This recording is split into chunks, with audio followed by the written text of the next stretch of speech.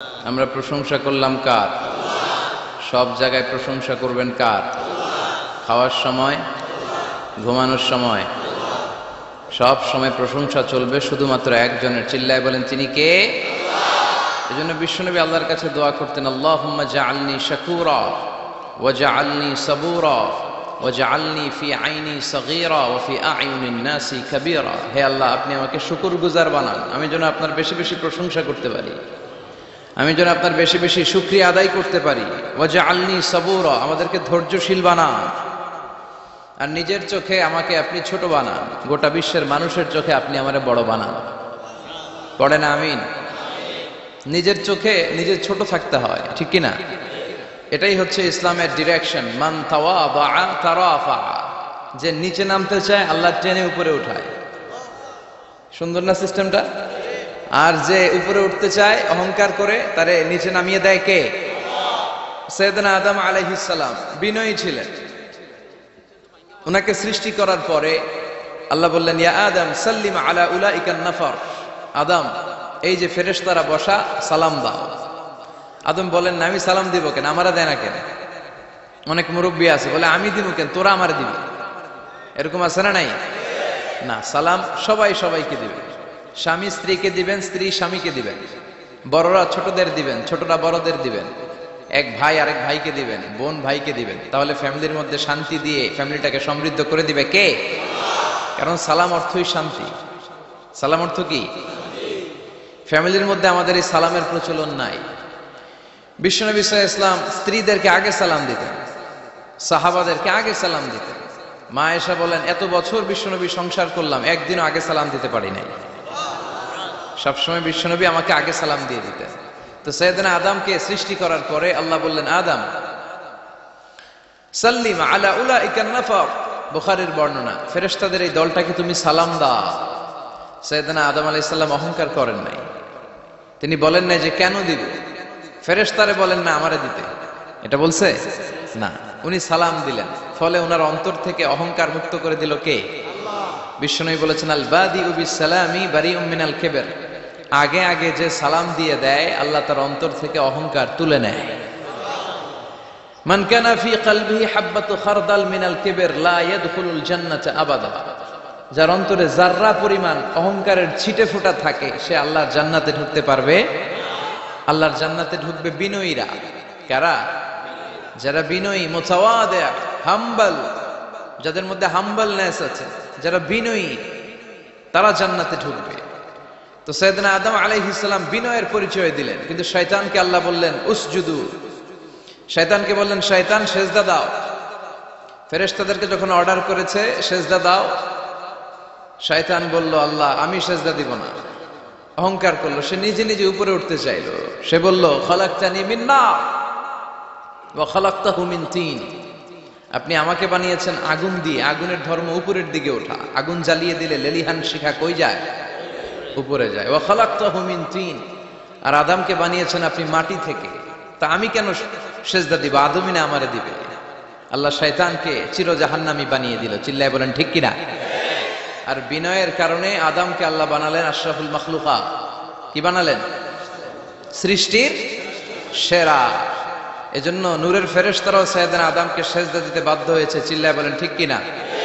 তুমি মাটির আদমকে প্রথম সৃষ্টি করিয়া ঘোষণা করিয়া দিলে শ্রেষ্ঠ বলিয়া, তাই তো নূরের ফেরেশতা করে আদমকে সেজদা। ঠিক কিনা? তাই তো নূরের ফেরেশতা করে আদমকে সেজদা। সবার চেয়ে সম্মান দিলে মাটির আদমকে। আল্লাহু আল্লাহু তুমি জাল্লে জালালুহু, শেষ করা তো যায় না গে তোমার গুণগান। আল্লাহু আল্লাহু, সুবহানাল্লাহ পড়েন।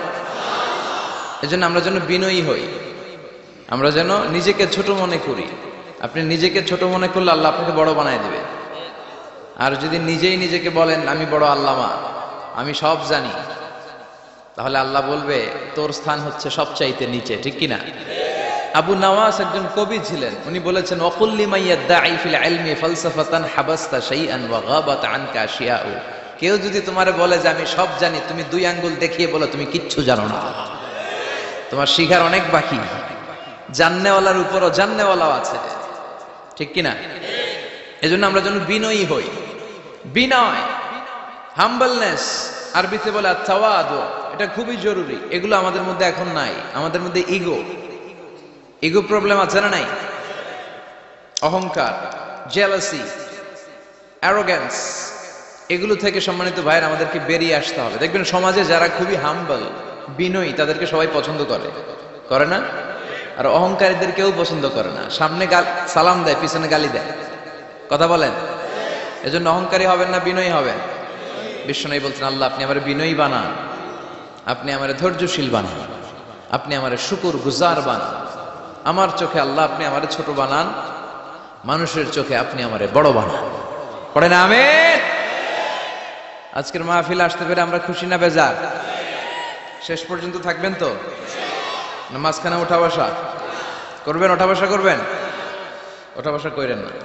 বড়ইয়া কৃষ্ণপুর আল ইসলাহ যুব সমাজের উদ্যোগে তৃতীয় বার্ষিক তাফসীরুল কোরআনের মাহফিল। এই গ্রামের নামই তো বড়ইয়া কৃষ্ণপুর না? আমি ছোটবেলায় এসেছিলাম কয়েকবার এই গ্রামে। এটা আমার কি বলে নানার শ্বশুর বাড়ি আর কি, আমার নানির বাবার বাড়ি। তো আমি ছোটবেলায় এসেছিলাম, নৌকা দিয়ে আসতাম আমরা। এখানে একটা গোখরার বিল আছে বোধহয়, কি নাম? গোরগার জলা, গোরগার বিল। তো এখানে কি গোখরা সাপ পাওয়া যেত নাকি আগে? বিলটা অনেক বড় ছিল, এখানকার মাছ এসে আমরা খেতাম। সুন্দর একটা এলাকা ছিল। তো এখনো কি আছে জলাটা? বর্ষাকালে পানি হয়?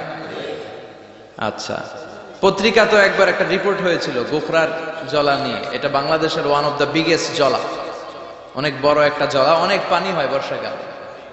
এলাকার লোকেরা খুব ধর্মপরায়ণ, ধর্মপ্রাণ। যারা এই প্রোগ্রামের অ্যারেঞ্জ করেছে আমি তাদেরকে আন্তরিক শুকরিয়া জানাই।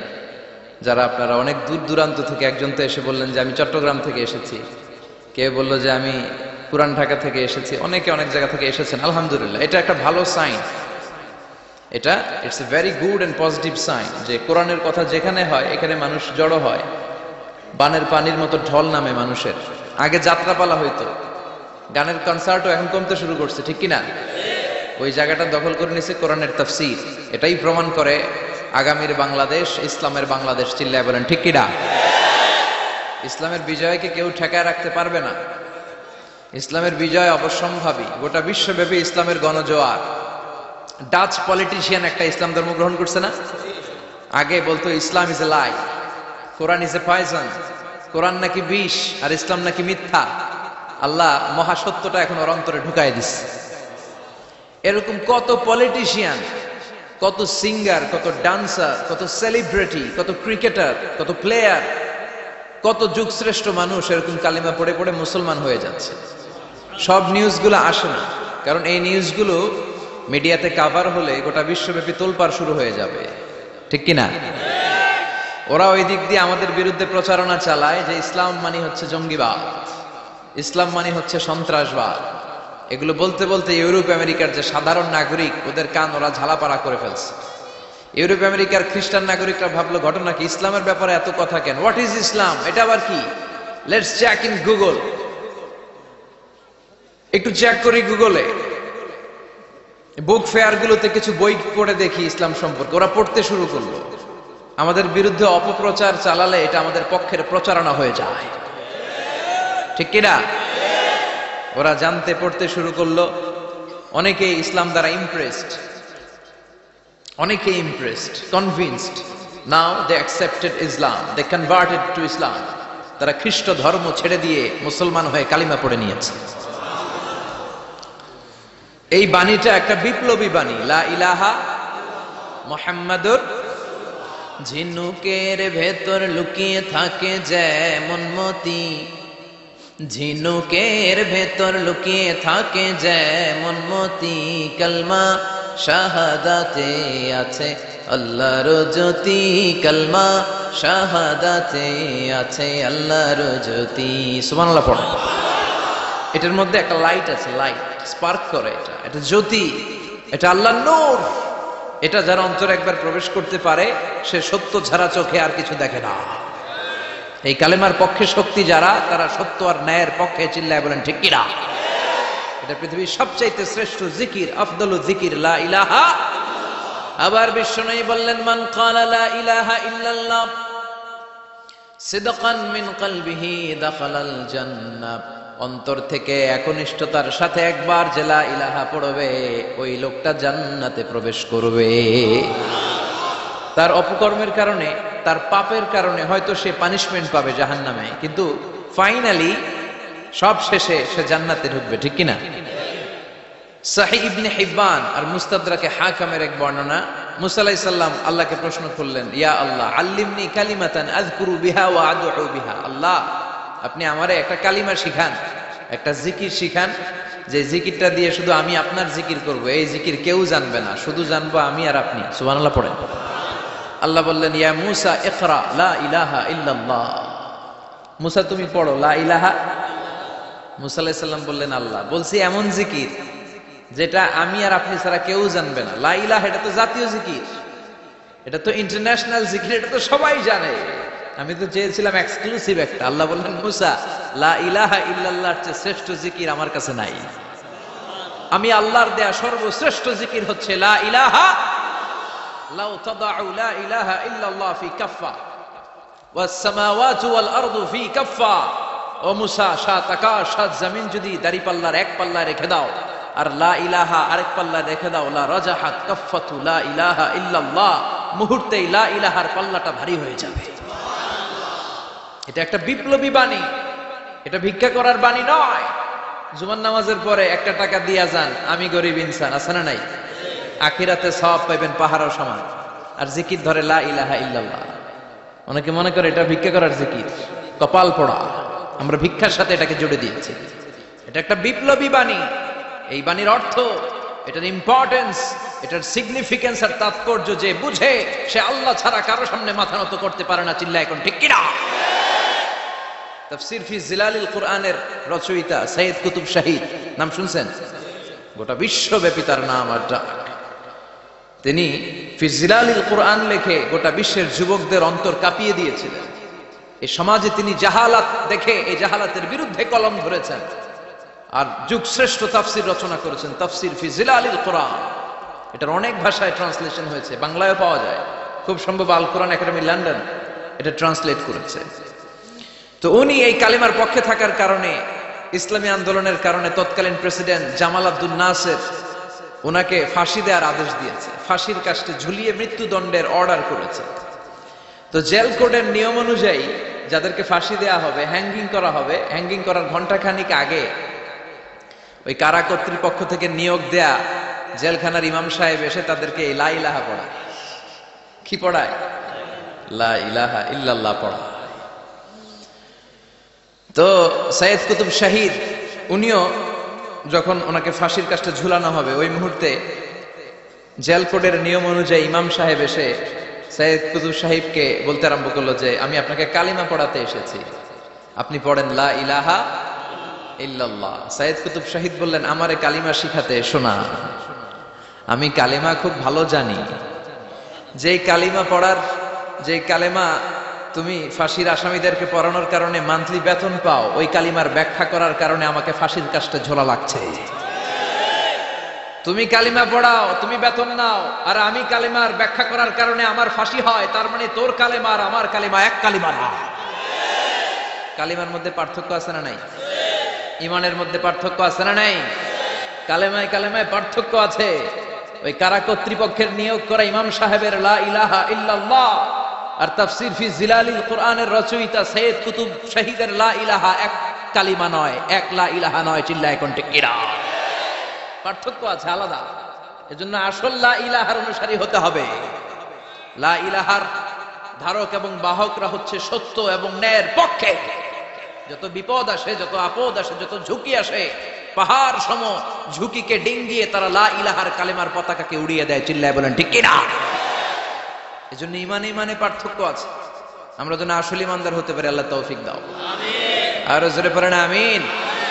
আমরা সব সময় যেন আল্লাহর জিকির দিয়ে হৃদয়টাকে সিক্ত রাখতে পারি, তুমি তৌফিক দাও। আমিন। বিশ্বনবী বলেছেন, লা ইয়াজালু লিসানুকা রাতবান মিন যিকরিল্লাহ, তোমার জিহ্বাটা যেন আল্লাহর জিকিরে সবসময় ভিজা থাকে। কি থাকে?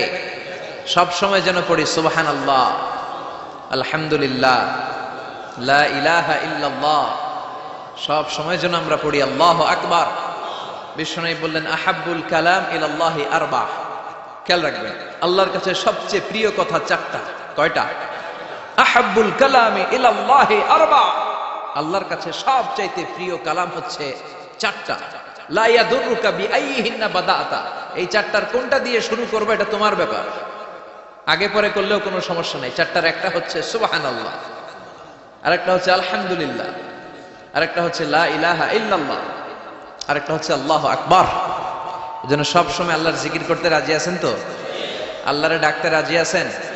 ফাযকুরুনি ওয়াশকুরুলি। আল্লাহ বলেন যদি আমার জিকির করো আমিও তোমাদের জিকির করি, যদি আমার স্মরণ করো আমিও তোমাদের স্মরণ করি। আবার বিশ্বনবী বললেন, আল্লাহ ঘোষণা দেন ফাইন যাকারানি ফি নাফসি যাকারতুহু ফি নাফসি। আমার বান্দা যদি একা একা আমার জিকির করে আমিও আমার বান্দাকে একা একা স্মরণ করি। ওয়া ইন যাকারানি ফি মালাইন যাকারতুহু ফি মালাইন খায়রিম মিনহু। আর মহা সম্মেলনে যদি বান্দা আমারে স্মরণ করে আমি এর চাইতেও শ্রেষ্ঠ মহা সম্মেলন ফেরেশতাদেরকে নিয়ে আমার বান্দাকে স্মরণ করি। ওয়া ইন তাকাররাবা ইলাইয়া শিবরান তাকাররাবতু ইলাইহি যিরাআন। আমার বান্দা যদি আমার দিকে এক বিঘত আসতে চায় আমি আমার বান্দার দিকে এক হাতে গিয়ে যাই। আমার বান্দা যদি আমার দিকে এক হাত আসতে চায় আমি আমার বান্দার দিকে দুই হাত চলে যাই। ওয়া ইন আতানি ইয়ামশি আতাইতুহু হারওয়ালা। আর আমার বান্দা যদি আমার কাছে হেঁটে হেঁটে আসতে চায় আমি আমার গোলামের দিকে দৌড়ে দৌড়ে যাই। ওই আল্লাহরে ভুলে গিয়ে আমরা মাজারে যে সেজদা দেই, কপাল পোড়া। আছে না নাই? দোদেল বান্দা কালমা চোর, না পায় শ্মশান না পায় ঘোর, দিন থাকিতে আয়রে পথে ছাইড়া দে ভণ্ডামি ভণ্ডামি ভণ্ডামি ভণ্ডামি, ছাইড়া দে ভণ্ডামি। ঠিক কি না? এই ভণ্ডামির সাথে আমাদের সম্পর্ক আছে? মাজার পূজার সাথে ইসলামের কোনো সম্পর্ক আছে? নামাজ কালাম পড়ে না ইবলিস শয়তানের নানা। আছে না নাই? এলাকায় মনে হয় নাই, অনেক জায়গায় আছে দেখবেন লাল সালুদি ইয়া উঁচু করা। সাইয়েদনা আলীকে মদিনায় বিশ্বনবী পাঠালেন আর বললেন যত উঁচু মাজার দেখো ভেঙে মাটির সাথে গুড়িয়ে দাও। কবরস্থান উঁচু হবে না, কবর হবে সমান। এটাকে সেফটি দেওয়ার জন্য, সিকিউরিটি দেওয়ার জন্য আপনি চারদিকে সিম্পল বেড়া বা দেয়াল দিতে পারেন যাতে গরু ছাগল যে এই কবরের অসম্মান না করে। আমরা আশরাফুল মাখলুকাত, আমরা বেঁচে থাকলেও যেমনি সম্মান আছে আমাদের, মরে গেলেও সম্মান আছে না নাই? আল্লাহ বললেন ওয়ালাকাদ কাররামনা বানি আদম। আমি বনি আদমের সম্মান বাড়িয়ে দিয়েছি। জীবিত অবস্থায় যেমনি সম্মান, মরে গেলেও সম্মান। ঠিক কি না? বিশ্বনবী দেখলেন একটা লাশ যাচ্ছে, লাশ দেখে নবী দাঁড়িয়ে গেলেন। সাহাবারা বললেন ইয়া রাসূলুল্লাহ ইন্নাহু ইয়াহুদি, এটা ইহুদির লাশ। দাঁড়ালেন কেন? বসেন। বিশ্বনবী বললেন আওয়ালাইসাত নাফসান, এটা কি মানুষ না? এটা হোক না ইহুদি, হোক খ্রিস্টান, হোক নাস্তিক, এটা তো মানুষ। আমি তো মানুষকে সম্মান দিয়েছি। I have dignified the status of the sons of Adam. আমি বনি আদমের সম্মানকে বাড়িয়ে দিয়েছি। সবার উপরে মানুষ সত্য, তাহার উপরে নাই। এজন্য কবরকে সিকিউরিটি দিতে হবে, কিন্তু গম্বুজ বানানো যাবে, লাল সালু দেয়া যাবে, মাজারে আগরবাতি দেয়া যাবে, মোমবাতি, মশারি। অনেক মাজারের উপরে লম্বা মশারি টাঙানো আছে না নাই? ওর বাবারে মশাই কামড়ায়, কত বড় ডাকাত। তো মশাই যদি নিচ থেকে তাড়াইতে না পারে ও তোমারে কি করবে? কথা বলেন। মশা তাড়াতে পারে না নিজের গা থেকে, তোমারে কি বাঁচাবে? দেখবেন যে লোকটা মাজারে মশারি দেয় ওর বাবার ডেঙ্গু জ্বর, ওর বাপেরে মশাই খায়, ওর মারে মশাই খায়। গোটা বিশ্বের সবগুলো আল্লাহর ওলি যদি একটা গ্লাসের পানিতে ফু দেয়, আর আপনার মা যদি আপনার মাথার মধ্যে হাত বুলিয়ে দেয়, আপনার মা যদি আপনার বুকে একটা ফু দিয়ে দেয়, সব পীর সাহেব একদিকে, মায়ের দোয়া আরেকদিকে। মায়ের দোয়া মুহূর্তে আল্লাহর আরশে পৌঁছে যাবে। এজন্য বিশ্বনবী বলতেন সালাসু দাওয়াতিন মুস্তাজাবা, তিনটা দোয়া আল্লাহ কবুল ফিরিয়ে দেন না। এক নম্বরে হচ্ছে দাওয়াতুল মুসাফির, সফর অবস্থায় দোয়া করলে কবুল করে কে? দুই নম্বরে দাওয়াতুল মাজলুম, অত্যাচারিত ব্যক্তির দোয়া কবুল করে কে? তিন নম্বরে দাওয়াতুল ওয়ালিদাইনি লিওয়ালাদিহি, মা বাবা যখন হাত তুলে ছেলে মেয়েদের জন্য আল্লাহর কাছে দোয়া করে, ওই দোয়াটাও কবুল করে কে? মাজারে মশারি দিবেন, লাল শালু দিবেন, আগরবাতি, মোমবাতি, কোন মানত? মাজারে মানত করা যায় না। ইন্নী নাযারতু লিররহমানি সাওমা, মানত করতে হয় রহমানের নামে। মানত হবে একজনের নামে, চিল্লায় বলেন তিনি কে? এজন্য মাজারে কিছু দেয়া যাবে না। এই ভণ্ডামি গোটা বাংলাদেশ ব্যাপী, আমরা বলে যাচ্ছি যতটুকু শুধরানোর শুধরাবে। হেদায়েত দেওয়ার মালিক একজন, চিল্লায় বলেন তিনি কে? অনেক পীর আছে এরকম ভণ্ড পীর, সারা বছরে নাকি একবারও গোসল করেন, 365 দিনে ওর গোসলের রুটিন একদিন, আর ওই একদিনের গোসলের পানি মুরিদরা সব খাইয়া শেষ করে ফেলায়। নাউজুবিল্লাহ কইবেন না? নামাজ কালাম পড়ে না, ইবলিশ শয়তানের নানা, ধর্মের একখান খুঁটি ধইরা কয়দিন করবা হয়রানি। ভণ্ডামি ভণ্ডামি ভণ্ডামি, ছাইড়া দে ভণ্ডামি। দোদেল বান্দা কালমা চোর, না পায় শ্মশান না পায় ঘোর, দিন থাকিতে আয়রে পথে ছাইড়া দে ভণ্ডামি। ভণ্ডামি ভণ্ডামি ভণ্ডামি, ছাইড়া দে ভণ্ডামি। চিল্লায় বলেন ঠিক কিনা? এগুলোর সাথে আমাদের কোনো সম্পর্ক নাই। ইসলাম হচ্ছে সহজ। আদ-দীনু ইউসরুন লা উসরা ফি, আদ-দীনু ইউসর, দিন সহজ। এত জনের কাছে যাওয়া লাগবে না, আপনি ওই জেলায় যে ওই মাজারে মানত করা লাগবে না, আপনার সিলেটে যাওয়া লাগবে না, আপনার খানজানাইলের কাছে যাওয়া লাগবে না, আপনার কোথাও যাওয়া লাগবে না। আপনি বাড়ির পাশের মসজিদে পড়ে সেজদা দেন, মুহূর্তে দোয়া কবুল করে নিবে কে? রব্বুল আলামিন বলে, গোলাম আমারে ডাকস না কেন? তোর ডাকে সাড়া দেওয়ার জন্য আমি 24 আওয়ার্স রেডি। দুনিয়ার বুকে কোনো বিষয় নিয়ে যদি আমরা বারবার যাই, দুনিয়াতে লোকজন রেগে যায়, ঠিক কিনা? আমি ওনার কাছে গেলাম, ভাই আজকে একটা বিপদে পড়ছি, 500 টাকা দেন, দিয়ে দিল। এরপরের দিন আবার গেলাম, দিল। পরশু দিল, তরশু গেলে শেষা দিয়ে দিল, একটা মাইট দিয়ে দিল, ঠিক কিনা? কি পাইছো তুমি? প্রতিদিন 500 টাকা। বারবার কোন একটা ইস্যু নিয়ে কারো কাছে যাওয়া যায় না, এটা লজ্জার বিষয়, ঠিক কিনা? কিন্তু আল্লাহর বিষয়টা উল্টো। সুনানে তিরমিজির বর্ণনা, ইন্নাহু মান লাম ইয়াসআলিল্লাহ ইয়াগদাব আলাইহি, কোন বান্দা যদি কোনো বিষয় নিয়ে, কোনো ব্যাপার নিয়ে আল্লাহর কাছে বারবার না যায়, আল্লাহ তার উপর রেগে যায়। এজন্য আল্লাহর কাছে বারবার চাওয়ার দরকার আছে না নাই? আপনার মনের জ্বালা যন্ত্রণা পূরণ করে দিতে পারে কে? এটার নাম তাওহীদ। এক আল্লাহ কেন্দ্রিক হওয়া, আল্লাহ সেন্টার্ড। আমাদের সবকিছু হবে আল্লাহ কেন্দ্রিক। বিপদে আপদে যে কোনো পরিস্থিতিতে সবার আগে কার কাছে যাব? এটার নাম তাওহীদ। এটার নাম তাওহীদেরই মুর্শিদ আমার মুহাম্মাদের নাম বলো, মুহাম্মাদের নাম। আল্লাহর নাম জপলে বুঝতে পারি আল্লাহরই কালাম বলো, মুহাম্মাদের নাম।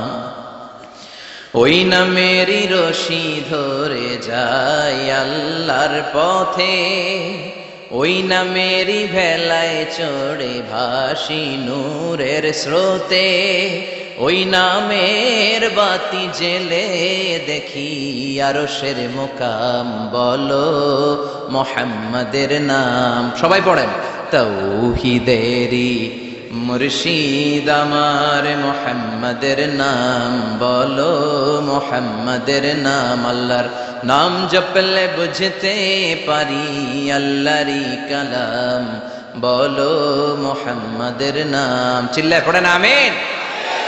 সব সময় বিপদে আপদে কার কাছে যাবেন? আপনার বিপদ দূর করতে পারে কে? আপনারে অসুস্থ থেকে সুস্থ বানায় দিতে পারে কে?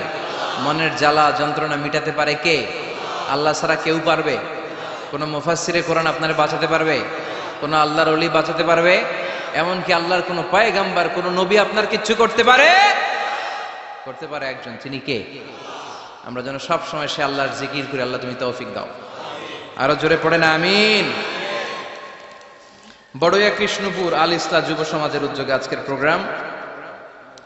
আজকের প্রোগ্রামের প্রধান অতিথি জনাব মোহাম্মদ ইমাম হোসেন সরকার, চেয়ারম্যান 1 নং সুহিলপুর ইউনিয়ন, আসছিলেন তাই না? সালাম দিয়ে গেছে। ওয়ালাইকুম আসসালাম। আলাইকা ওয়া আলাইহিস সালাম। আমার আগে কথা বলেছেন আল্লামা শাইখুল ইসলাম শাইখ, চমৎকার কথা বলেছেন। আমি শুনছিলাম যে সৈয়দনা ইব্রাহিম আলাইহিস সালাম অনেক ইন্টেলেক্ট খাটিয়ে, এটাকে বলে রেশনাল অ্যানালজি, অ্যানালজি খাটিয়ে উনি finally he got his Lord, তিনি আল্লাহকে পেয়েছেন, তাই না? এই ওয়াজ করছে না? তিনি চাঁদ দেখে ভাবলেন এত সুন্দর চাঁদ, এটাই মনে হয় আমার রব, হাযা রব্বি। এটার তাফসীর হচ্ছে হাযা রব্বি, কি রে এটা কি আমার রব? চাঁদ চলে গেল, তারা আসলো, ভাবলেন তারা তো আরো সুন্দর, মনে হয় এটাই আমার রব। তারাও নাই, দ্বিপ্রহরের জল জলে সূর্য দেখে তিনি নিশ্চিত এটা মনে হয় আমার রব হবেই। কিন্তু বিকেল বেলা সূর্যও নাই। মনে মনে ভাবলেন আমার রব তো আমার ছেড়ে পালাতে পারে না, সব সময় আমার রব আমার সাথে আছে না নাই? তখন তিনি বললেন ওয়াজ্জাহাতু ওয়াজহিয়া লিল্লাযী ফাতারাস সামাওয়াতি ওয়াল আরদা হানিফান ওয়া মা আনা মিনাল মুশরিকিন। এমন দিকে আমি মুখ ফিরালাম, আমি চাঁদের দিকে মুখ ফিরাই না, আমি তারার দিকে মুখ ফিরাই না, আমি দ্বিপ্রহরের জল জলে সূর্যের দিকেও মুখ ফিরাই না, আমি এমন রবের দিকে মুখ ফিরাই যিনি সব সময় থাকেন, সব কিছু দেখেন, তিনি সব করতে সক্ষম। চিল্লায় বলেন ঠিক কিনা?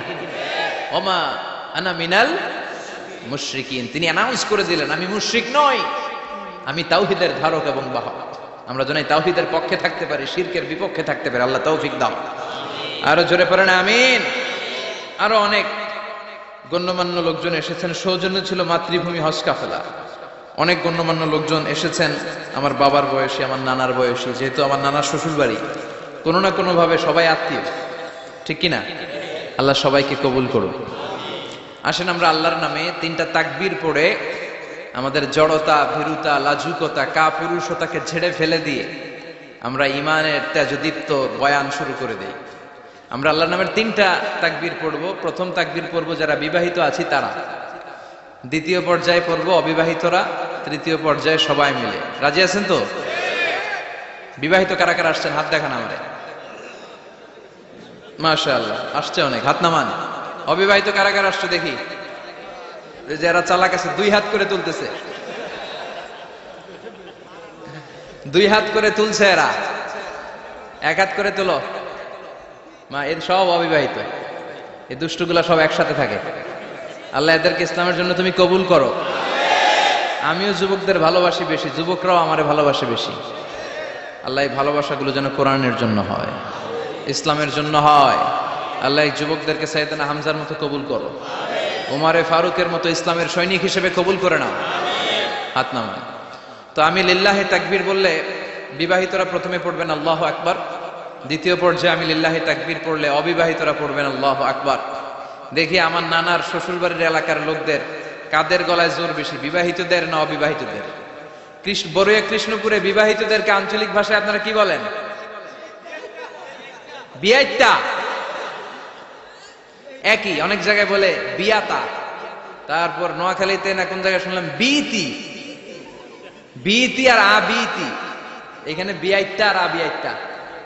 তো শুরুতে বিবাহিতরা তাকবীর পড়বেন, শুরুতে বিবাহিতরা রেডি হয়ে যান। আপনারা রেডি? আপনারা প্রথমে তাকবীর পড়েন, লিল্লাহি তাকবীর। মাশাআল্লাহ। এবার অবিবাহিতদের পালা।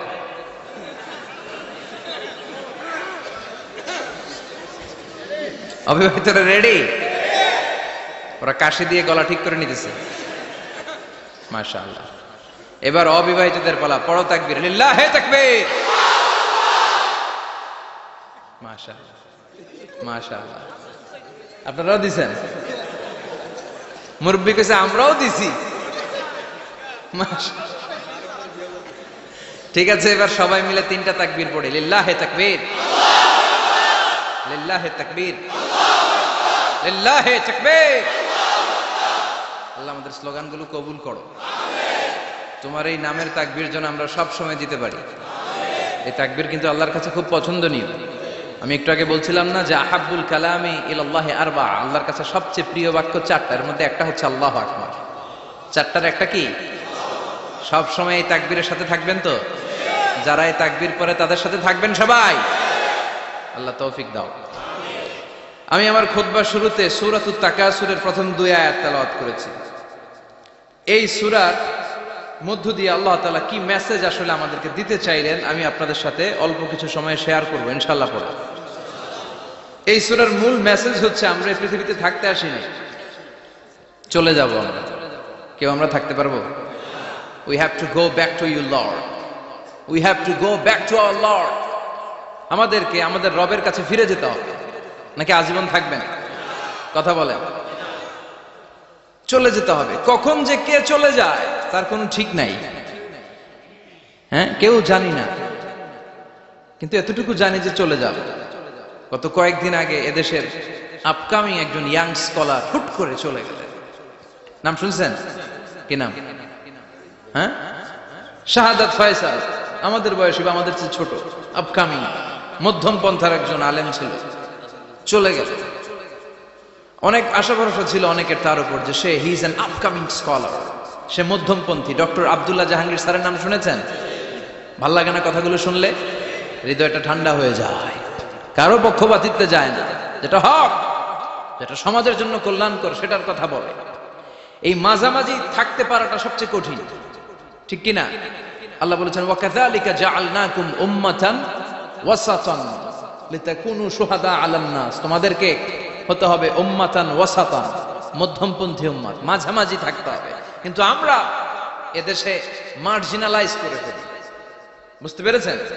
এক প্রান্তে চলে যায়। যারা চরমনায়ের মুরিদ অন্যদেরকে আর দেখা যাবে না, যারা সরসিনার মুরিদ এরাই সব, অন্যদিকে যাওয়া যাবে না। যারা জামাত ইসলাম অন্যদিকে আর যাওয়া যাবে না। যারা হেফাজতে ইসলাম অন্য কারোর মধ্যে আর হক নাই। যারা আহলে হাদিস এরা তো সব নিয়েই গেছে, সব হক সুন্নাহ এদের কাছে, কারো মুখের কোনো কথা এদের কাছে কোনো দাম নাই।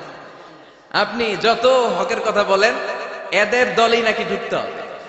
তো আমার এই দেশে সুন্নি ভাইরা গালি দেয় আহলে হাদিস বলে, আবার আহলে হাদিসরা আমার গালি দেয় সুন্নি বলে, বুঝতে পেরেছেন?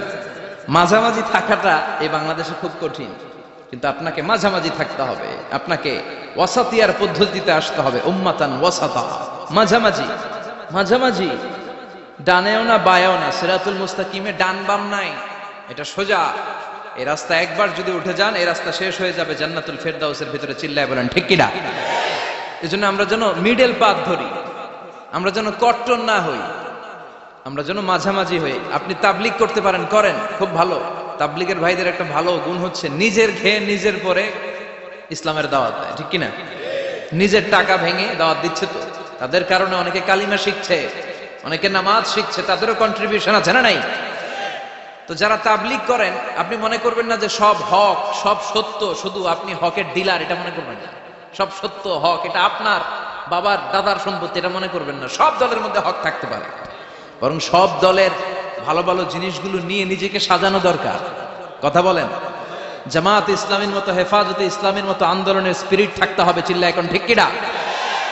আমার সুন্নি ভাইদের মতো নবীর প্রেম অন্তরে থাকতে হবে। চিল্লা এখন ঠিক কিনা? তাবলিগের ভাইদের মতো হৃদয়ে ইখলাস থাকতে হবে।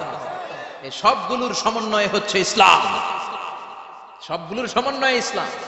এজন্য কখনো মনে করবেন না যে আমি এক দল করি তার মানে অন্য সব দল মনে হয় বাতিল, ওগুলো মনে হয় মুসলমান না, ওগুলো আমার চোখেই ধরে না। এটা ঠিক না, এটা ইহুদিদের স্বভাব। ইহুদিরা শুধুমাত্র হকের ডিলার মনে করতো নিজেদেরকে, ইহুদি ছাড়া বাকি কাউরে ওরা চোখে দেখতে পারতো না।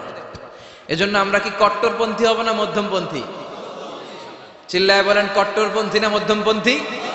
আল্লাহ আমারে যতদিন বাঁচিয়ে রাখে আমি মধ্যম পন্থার কথা বলেই যাব, up to my death. It's my mission, it's my vision.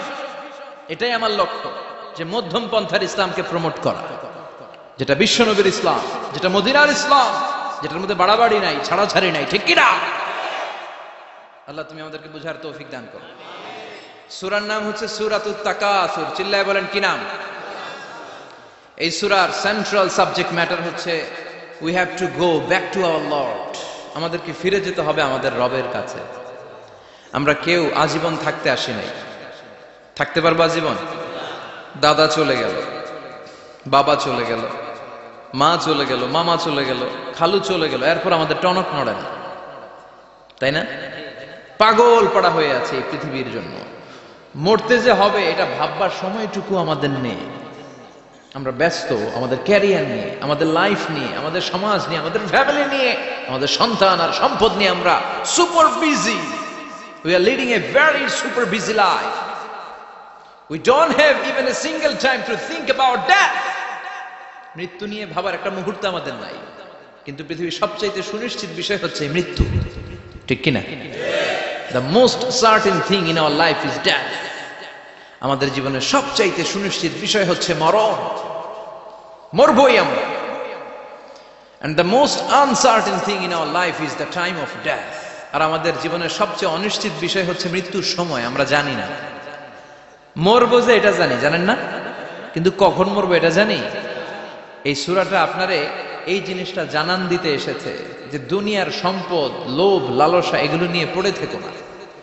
এই যে আমাদের ফ্যামিলি, আমাদের বাচ্চা কাচ্চা, আমাদের এত টাকা পয়সার হিসেব, মাস শেষে বাড়ি ভাড়া, গ্যাসের বিল, এইটা সেটা, আপনি কি মনে করছেন যে আপনি চলে গেলে এগুলো থেমে থাকবে? কিছুই থেমে থাকবে না, সব চলবে আগের মতো, থাকবেন না আপনি। এজন্য শাহাদাত ফয়সাল ওনার ফেসবুকে সর্বশেষে লিখে গিয়েছিল, আমি হীন দুনিয়া, মানে এমন দুনিয়া যেটাতে আমি নাই, সব চলে, সকাল গড়িয়ে বিকেল হয়, শীত শেষে গ্রীষ্ম আসে, দিন শেষে রাত নামে, সব চলে, নাই শুধু আমি। চিল্লায় বলেন ঠিক কিনা? তো এজন্য এগুলি একটু ভাবেন। অনেক ব্যস্ত আমরা, এই দুনিয়ার পুরো জীবনটা এটা হচ্ছে লালসাময় একটা জীবন, লোভ, মরিচিকা, মায়াজাল।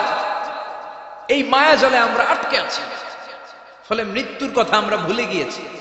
পাগলের মতো ছুটছি, আরো টাকা লাগবে, আরো খ্যাতি লাগবে, আরো যশ লাগবে, আরো দাপট লাগবে আমার। এত টাকা দিয়ে কি হবে? এত সম্পদ দিয়ে কি হবে? এত ব্যস্ততা দিয়ে কি হবে তোমার? স্টপ, থামুন, অনেক হয়েছে, আর না, থামুন। Take a rest, take a breath and think about death. Think that you have to go back to your Lord. একটু বসেন না, একটু ভাবেন যে আমাকে চলে যেতে হবে, চলে যেতে হবে। এই কোলাহল, এই ব্যস্ততা এগুলো থাকবে, থাকবো না আমি। সাইয়েদনা ওমর ফারুক বলেছেন, মুতু ক্বাবলা আন তামুতু, মরার আগে একবার মরো। হাসিবু ক্বাবলা আন তুহাসাবু আলাইকুম, তোমার হিসাব নেওয়ার আগে তুমি একবার নিজের হিসাবটা করো না। কাগজ বের করে একটু লিখো না কি কি ভালো কাজ করছিলা, যেগুলো দিয়ে নাজাতের ওসিলা হতে পারে, 1 2 3, আর কি কি আকাম টুকাম করছো দেখো না, লিখে দেখো তোমার অবস্থাটা কি। মরার আগে একবার মরো। মরার আগে খাটের মধ্যে শুয়ে শটান করে চোখ বন্ধ করে একবার মরার ভান করে দেখেন কেমন লাগে। চোখটা বন্ধ করেন আর ভাবেন আপনি নাই, কি কি হতে পারে ভাবেন।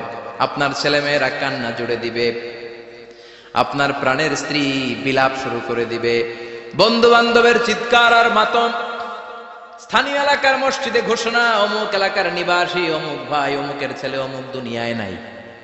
সব আত্মীয়রা চলে আসবে, ফেসবুকে স্ট্যাটাস দেয়া হবে, সবাই সবাইকে জানাবে বিকাল 4টায় অমুক হাই স্কুল ময়দানে আপনার জানাজা। ছুটে আসবে, সবাই ছুটে আসবে আপনাকে শেষ বিদায় দিতে, গুড বাই জানানোর জন্য, আল ওয়াদা, বিদায় জানাতে আসবে সবাই।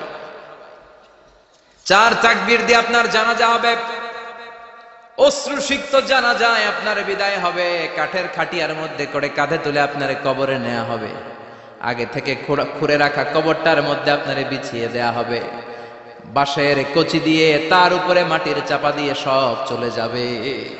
ভাবেন না একবার চোখ বন্ধ করে, this is the circle of life, this is the nature of life. এটা সবার হবে, আমার হবে, আপনার হবে।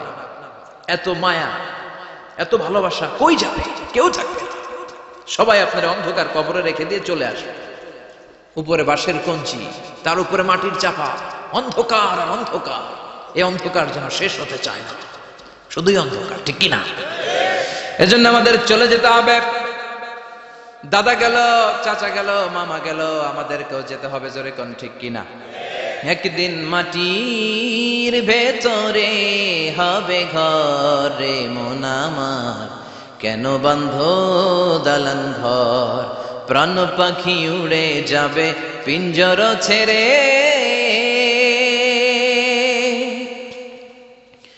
ধরা ধামে সবই রবে তুমি যাবে চলে, বন্ধু বান্ধব যত মাতা পিতা দ্বারা সুত সবই হবে তোমার পরে, মন আমার কেন বাঁধ দালান ঘর, একদিন মাটির ভেতরে হবে ঘর রে মন আমার, কেন বাঁধ দালান ঘর, ঠিক কিনা? সব করে থাকবে, চলে যেতে হবে আমাদেরকে। এজন্য আখিরাতের কথা যেন আমাদের স্মরণ হয়। বিশ্বনবী বলতেন, নাহাইতুকুমান জিয়ারাতুল কবুর, আমি তোমাদেরকে কবর জিয়ারত করতে আগে নিষেধ করতাম, কিন্তু এখন নিষেধাজ্ঞা প্রত্যাহার করে নিলাম। এখন সব সময় তোমরা কবরের সামনে যাবা আর জিয়ারত করবা। কবরস্থানে জানতো বড়ুয়া কৃষ্ণপুরের এই গ্রামের কবরস্থান আছে কোন দিকে? পূর্ব দিকে আছে, গোখরার জলের ওদিকে। যান আপনারা, একটু যাবেন, একটু গেলে আখিরাতের কথাটা স্মরণ হবে। ওখানে ছোট শিশুরা শুয়ে আছে, কিশোর যুবকরা আছে, আপনার মতো তাগড়া যুবক, মুরব্বীরা আছে। এরা এই এলাকায় থাকতো, এরা আকাশ থেকে নেমে আসে না, এই এলাকার সন্তান আজ নাই। একটা সার্টেন পিরিয়ড শেষে আপনিও থাকবেন না। This is the nature of life, this is the circle of life. ছোট্ট শিশু হয়ে এসেছিলেন, শৈশব, কৈশোর, যৌবন, প্রৌঢ়ত্ব। আগে ছিলেন সিঙ্গেল, বিয়ে করে হয়ে গেলেন ডবল। এরপরে আল্লাহ আপনাকে একটা মেয়ে দিল, এরপরে মেয়েকে বিয়ে দিয়ে শ্বশুর হলেন, এরপরে ওই মেয়ের ঘরে সন্তান হতে নানা হলেন। আর কতদিন? অনেক দিন হলো তো, অনেক লম্বা সময় পেয়েছেন আপনি। Think about that. এবার যাওয়ার কথা ভাবেন, আখিরাতের সামানের কথা ভাবেন, ফিরে যেতে হবে। কি শক্তিশালী যুবক, বার্ধক্য চলে আসলে লাঠি ছাড়া চলতে পারে না। কুচকুচে কালো দাড়ি সাদা হয়ে যায়, দাড়ির শুভ্রতা, বয়সের ভাব, রং ধরা যৌবন জং ধরে শেষ। ঠিক কি না? This is the circle of life.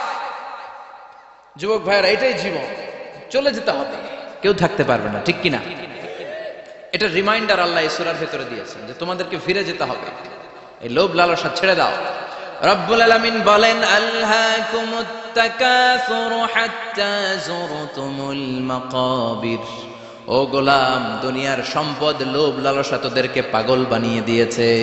এই লোভ পাগলামি কোনোদিন তোদের থামবে না যতদিন না তোরা কবরে ঢুকবি। ঠিক কিনা? কার কথা? আল্লাহ বললেন, দুনিয়ার সম্পদ আর লোভ আর মোহে তোমরা গাফেল হয়ে গিয়েছো। আখিরাতের কথা বেমালুম তোমরা ভুলে গিয়েছো। কিন্তু আখিরাতে তোমাদের যেতেই হবে, কবরের বাড়িতে তোমাদের ঢুকতেই হবে। ঠিক কিনা? যেতেই হবে। আমরা ভুলে যাই। আলহাকুমুত তাকাসুর, অতিরিক্ত পাওয়ার লোভ, বেশি বেশি খাওয়ার লোভ, বেশি বেশি জমানোর লোভ মানুষকে গাফেল বানিয়ে দিয়েছে। এটা মানুষের স্বভাব। আরো চাই, আরো চাই, এই স্বভাবটা আছে না নাই? দেখবেন ছোট বাচ্চারা মসজিদের দোয়া অনুষ্ঠান শেষে জিলাপি দেয় না? বড়ুয়া কৃষ্ণপুর কি দেয়? আগে বাতাসা দিত না, এখন কি দেয়? জিলাপি দেয়, মিষ্টি দেয়। তো মসজিদের 2-3 গেট থেকে যদি দেয়, ছোট বাচ্চারা দেখবেন এদিক দিয়ে কয়েকটা নিয়ে আবার ওই গেটে লাইন ধরে। ওর হাত হলো ছোট হাত, ওর হাত ভর্তি জিলাপি, আর নেওয়ার জায়গা নেই, এরপর আরেক জায়গায় লাইন ধরছে। আরো লাগবে, আরো লাগবে, এই আরো আরো আরো চাই। এই স্বভাবটাই মানুষকে কুড়ে কুড়ে শেষ করে দিয়েছে। এত লাগবে কেন? চাহিদার কোনো শেষ নাই। Unlimited demand of human being. যার আছে বেশি তার চাই বেশি। যার সাইকেল আছে তার হুন্ডা চাই, হুন্ডা আছে তো প্রাইভেট কার চাই, প্রাইভেট কার আছে তো প্লেন চাই, প্লেন আছে তো হেলিকপ্টার চাই, হেলিকপ্টার আছে তো ওইটা চাই, ওইটা আছে তো সেটা চাই। ঠিক কিনা? এলাকার মেম্বার যে হয়েছে চেয়ারম্যান হতে চায়, আছে না নাই? চেয়ারম্যান সাহেব এমপি হতে চায়, আছে না নাই? এমপি সাহেব মন্ত্রী হতে চায়, আছে না নাই? মন্ত্রী সাহেব প্রধানমন্ত্রী হতে চায়, আছে না নাই? কিন্তু এই দেশে সুযোগ নাই। কথা কন। এই দেশে প্রধানমন্ত্রী সিলেক্টেড। 2-3 জনের বাইরে কেউ প্রধানমন্ত্রী হইতে পারবি না। ঠিক কিনা? আমার এই জীবনে তো আমি 2-3 জনেরই দেখলাম। বেগম খালেদা জিয়া, মাননীয় প্রধানমন্ত্রী শেখ হাসিনার ছোট্টবেলা দেখেছি এরশাদকে, আমরা তখন ছোট। তো মানুষের চাহিদার কোনো শেষ নাই। যার আছে বেশি তার চাই বেশি। এজন্য বিষ্ণু বলেছেন, উনজুরু ইলা মান হুয়া আসফালা মিন, তোমার চেয়ে যে খারাপ আছে ওর দিকে তাকাও। ওয়ালা তানজুর মান হুয়া আ'লা মিন, তোমার চেয়ে যে ভালো আছে ওর দিকে তাকায়ও না, তোমার চেয়ে যে খারাপ অবস্থানে আছে ওর দিকে তাকাও। অনেকে নিজের অবস্থান নিয়ে সুখী না, এরকম আছে না নাই? আল্লাহ আমার এটা দিল না রে, ওইটা দিল না রে, পাইলাম না রে, কিচ্ছু হয় না, কি করব জীবনে, হতাশ। আসলে আছে কিন্তু অনেক, কিন্তু শুকরিয়া নাই, ডাকাত। ঠিক কিনা? নিজের অবস্থান নিয়ে সুখী না, কিন্তু অনেক লোক আছে তারা আপনার অবস্থানে পৌঁছতে চায়। তাদের দিকে তাকিয়ে দেখেন, আপনি যে অবস্থানে আছেন এই অবস্থানে পৌঁছাটা অনেকের কাছে স্বপ্ন। তারা প্রতিনিয়ত সংগ্রাম আর স্ট্রাগল করে যাচ্ছে আপনার অবস্থানে পৌঁছতে, আর আপনি এটা নিয়ে সন্তুষ্ট না। শেখ সাদির নাম শুনেছেন? বালাগাল উলা কাশাফাত দুজা, এই কবিতাটার রচয়িতা ইরানের বিখ্যাত এক কবি। উনি একবার আর্থিক সমস্যার মধ্যে দিয়ে সময় কাটাচ্ছেন, টাকা নাই, পয়সা নাই, পায়ে দেওয়ার মতো জুতা নেই। উনি খুব দুঃখ পেলেন, হায় রে, আমি ইরানের এত বড় কবি, আমার পায়ে দেওয়ার মতো জুতা নাই। দুঃখ ভরা মন নিয়ে রাস্তায় হাঁটতে বেরোলেন। হাঁটতে হাঁটতে হঠাৎ দেখলেন একটা লোক শুয়ে শুয়ে কাঁদছে, ওই লোকটার দুইটা পাই নাই, পাই নাই। উনি সেজদায় পড়ে গেলেন, আল্লাহর কাছে ক্ষমা চাইলেন, আল্লাহ অনেক দিয়েছো, শুকর আলহামদুলিল্লাহ। এজন্য যেই পরিস্থিতিতেই থাকি না কেন আমরা কি পড়বো? জোরে বলেন, কি পড়বো? এজন্য আল কানাতু মিনাল ইসলাম, অল্পে তুষ্ট থাকার নাম হলো ইসলাম। সম্পদ লাগবে কিন্তু সম্পদের পাহাড় লাগবে না, ঠিক কি না? অল্প খান, অল্প পড়েন, অল্প জামান, অল্পের ভেতরে বরকত ঢুকাইয়া দিছে কে? দেখবেন যাদের সম্পদ অল্প তারা সুখী বেশি। জরিপে এটা দেখা গিয়েছে, অনেক সার্ভেতে এটা এসেছে, যারা সম্পদশালী এরা দুঃখী বেশি, এদের দুঃখ বেশি, টেনশন বেশি। খুব স্বাভাবিক, টাকা যার বেশি রোগ তার বেশি, টাকা যার বেশি টেনশন তার বেশি, টাকা যার বেশি ঘরে শান্তি তার কম। আছে না নাই? ঘরের ভেতরে অশান্তি, ছেলে কথা শোনে না, ছেলে টানে গাঞ্জা, মেয়ে করে পরকিয়া। আছে না নাই? স্ত্রী কথা শুনে না, ভালোবাসা নাই, ঘরটা জাহান্নামের টুকরা।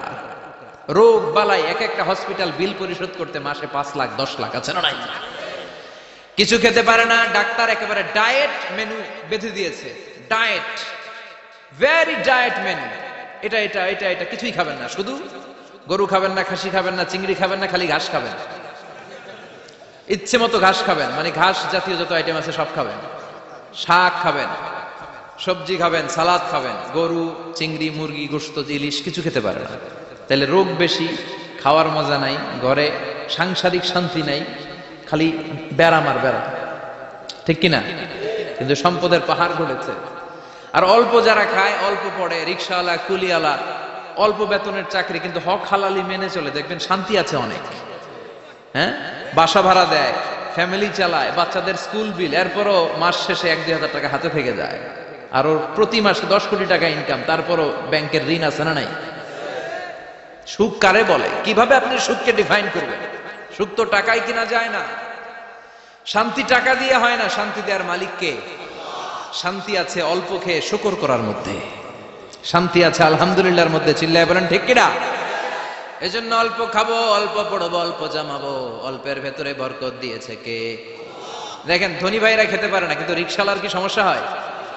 রিকশালারা সব খেতে পারে। কুলিওয়ালা, দিনমজুর, এরা একেবারে স্লিম সুঠাম দেহি, মেদহীন পেট, পেটে কোনো মেদ নাই, ভুড়ি নাই। আর কুটিপতিদের মেদ আছে না নাই? এত বড় বড় পেট, ঠিক কিনা? আমাদেরও পেট আছে, তবে হালাল পেট, এটা হারাম টাকা দিয়ে এই ভুড়ি বানাই নাই আমরা। চিল্লায় বলেন ঠিক কিনা? রিকশাওয়ালা, কুলিওয়ালা নিজেও নামাজ পড়ে, বউও নামাজ পড়ে, বাচ্চাটাও নামাজ পড়ে, রিকশা চালায় আর জিকির করে লা ইলাহা।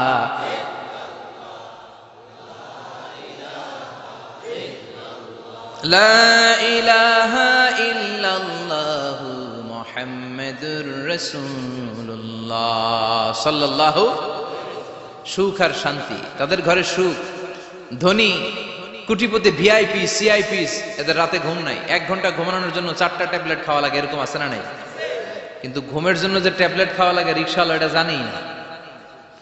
ওর যেখানে রাইত ওইখানেই ওর মাথা বিছনায় লাগতে দেরি, ওর ঘুম আসতে দেরি হয়। ওর ঘুমে নাকের ডাকের আওয়াজে ট্রাকের ইঞ্জিনও ফেল। সুবহানাল্লাহ পড়েন।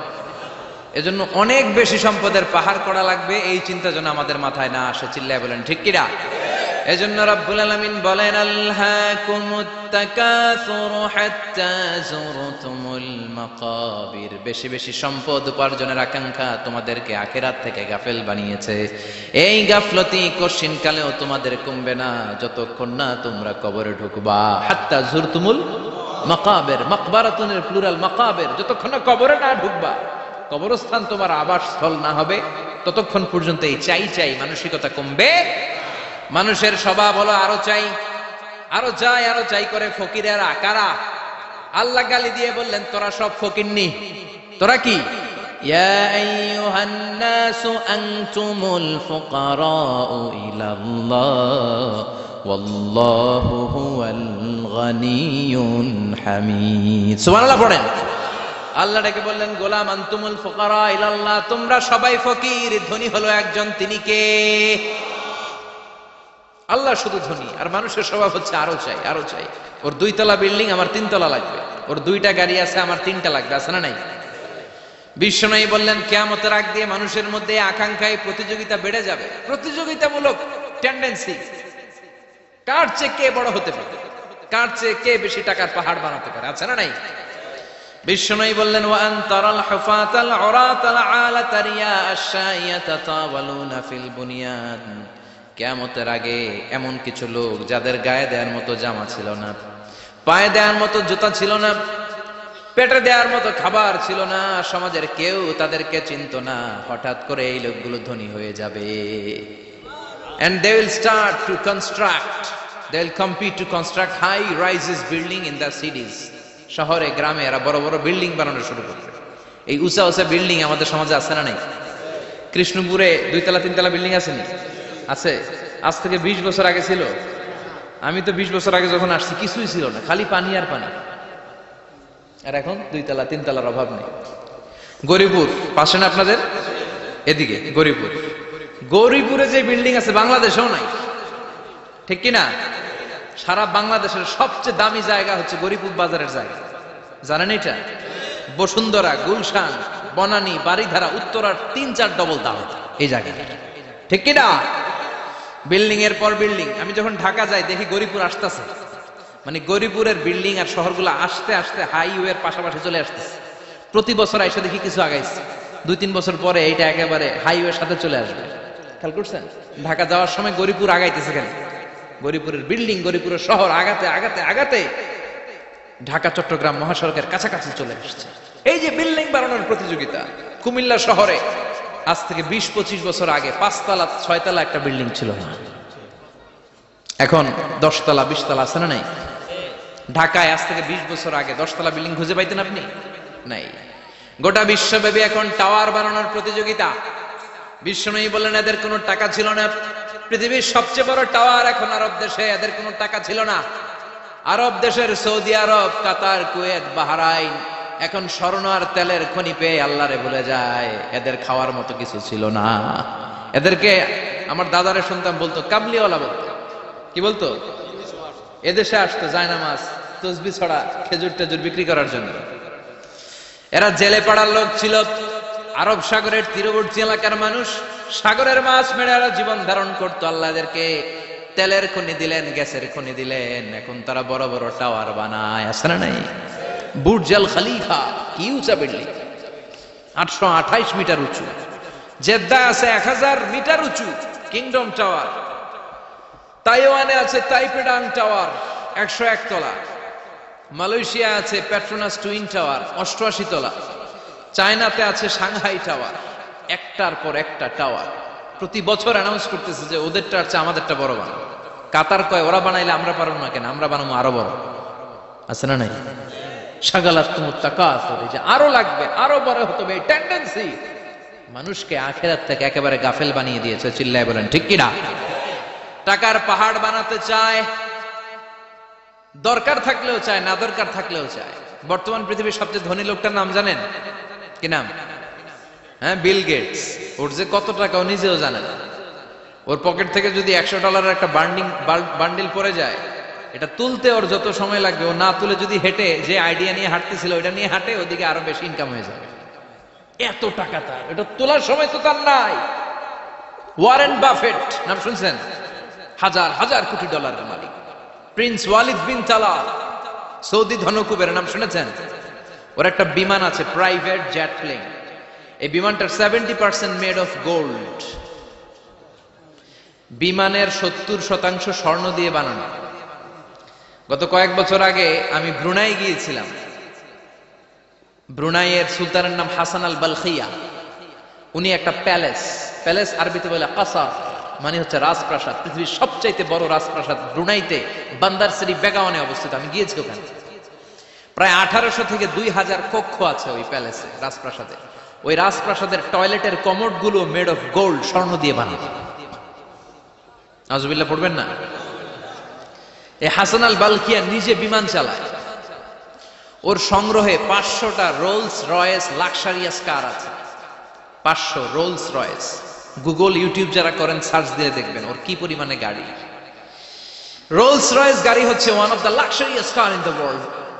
কার ব্র্যান্ডের মধ্যে যত দামি কার ব্র্যান্ড আছে এর মধ্যে রোলস রয়েস একটা, যেগুলোর দাম কমসে কম এদেশের টাকায় 8 কোটি থেকে 10 কোটি টাকা। আচ্ছা বলেন, এই গাড়িগুলো যারা হাই প্রোফাইলের ভিআইপিস তারা ফ্যামিলির সবাইকেও যদি একটা করে গাড়ি দেয়, একজনের কয়টা গাড়ি দরকার? 5টা, 10টা, 20টা। ধরলাম যে 20টা গাড়ি লাগবে ওনার, 500 গাড়ি দিয়ে উনি কি করবে? তার সংগ্রহে 500টা রোলস রয়েস। স্বর্ণেরও গাড়ি আছে, তার স্বর্ণের পালঙ্ক আছে, আমি দেখে এসেছি। পোরশে, ফারারে, লাম্বরগিনি এই টাইপের যে ব্র্যান্ডগুলো আছে অভাব নাই। তার মানে আছে যার বেশি চায় তত বেশি। চিৎকার করে বলেন ঠিক কি না? এজন্য আল্লাহ বললেন আলহাকুমুত তাকাসুরু হাত্তা যুরতুমুল মাকাবির। দুনিয়ার লোভ তোমাদেরকে আখিরাত থেকে গাফেল বানিয়ে দিয়েছে। দুনিয়ার লোভ লালসার মধ্যে পড়ে আখিরাতকে বেমালুম তোমরা ভুলে গিয়েছো। এই গাফলতি কোনোদিন কমবে না যতদিন না তোমরা কবরে ঢুকো। ঠিক কি না? সম্পদ উপার্জনে ইসলাম বাধা দেয় না, কিন্তু সম্পদ হৃদয়ে স্থান দেয়া যাবে না। সম্পদ উপার্জন করতে হবে, খরচ করে ফেলতে হবে। বেশি সম্পদশালী হতে হলে আল্লাহর সন্তুষ্টির জন্য যাকাত দিতে হবে। কে দিতে হবে? দে যাকাত, দে যাকাত, তোরা দে রে যাকাত, তোর দিল খুলবে পরে আগে খোলো খাত। দে যাকাত, দে যাকাত, তোরা দে রে যাকাত। ঠিক কি না? দিল পরে খুলবে, আগে হাত খোলেন। হাত খুললে দেখবেন দিলটারে খুলে দিয়েছে কে? সাইয়েদনা মুসা আলাইহিস সালামের জামানায় ওনার চাচাতো ভাই ছিল মিশরের সবচাইতে বড় ধনী, যাকাত দেয় নাই। তার কি করুণ পরিণতি হয়েছে কোরআনে আছে না নাই? এত সম্পদ ছিল, তার সম্পদগুলো সে সিন্ধুকে আটকে রাখতো। আর এই সিন্ধুকের চাবিগুলো আলগানোর জন্য, কাঁধে নেওয়ার জন্য 10 জন লোক লাগতো। সিন্ধুক কাঁধে নেওয়ার জন্য, সিন্ধুকের চাবি, চাবির গোছা কাঁধে নেওয়ার জন্য কয়জন? তাহলে কি পরিমাণ সম্পদ ছিল? সাইয়েদনা মুসা বললেন, সম্পদের মালিক তুই হস নাই, আল্লাহ বানাইছে। কারণ বলে ইন্নামা উতিতুহু আলা ইলমিন ইনদি, আল্লাহ আমারে সম্পদ দেয় নাই, আমি আমার মেধা খাটিয়ে সম্পদ বানিয়েছি। যাকাত আমি দিব না। মুসা বললেন তাহলে আযাবে পড়বি, কারণ কই পারলে আযাব, পারলে আযাব আনা। আল্লাহ বললেন ফাখাসাফনা বিহি ওয়া বিদারহিল আরদ, ও মুসা নিরাপদ দূরত্বে চলে যাও, এখনই ভয়ঙ্কর ভূমিকম্প হবে, আযাব দেব।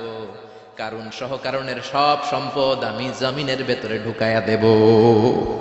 আমি নিজে কারণের বাড়ি দেখে এসেছি। মিশরের রাজধানী কায়রো থেকে প্রায় 150 কিলো দূর একটা জেলা আছে, ফায়ুম জেলা। ওইখানে কারুনকে আল্লাহ তার সব সম্পত্তি সহ মাটিতে দাবিয়ে দিয়েছেন। দাবাতে দাবাতে হাঁটু পর্যন্ত যখন কারুন জমিনে দেবে যায়, ভাবছে উঠে যাবে।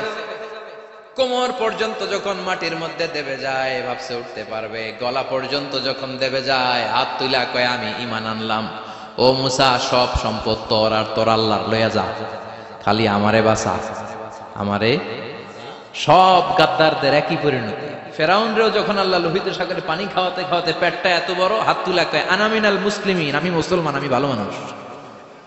আল্লাহর কোরআন সাক্ষী, সে বলেছে আনা মিনাল বনি ইসরাইলরা যে আল্লাহরে মানে আমিও তারে মানি, আমিও আল্লাহর দলের একনিষ্ঠ কর্মী। আর পানি খাইতে পারি না, আল্লাহ বাঁচাও। আল্লাহ কয় আরো খা।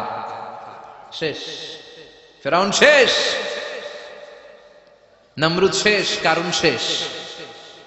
পুরো সম্পদ সহ আল্লাহ কারুনকে জামিনের ভেতরে দাবিয়ে দিলেন। এজন্য সম্পদ যাদের বেশি যাকাত দেওয়ার দরকার আছে না নাই?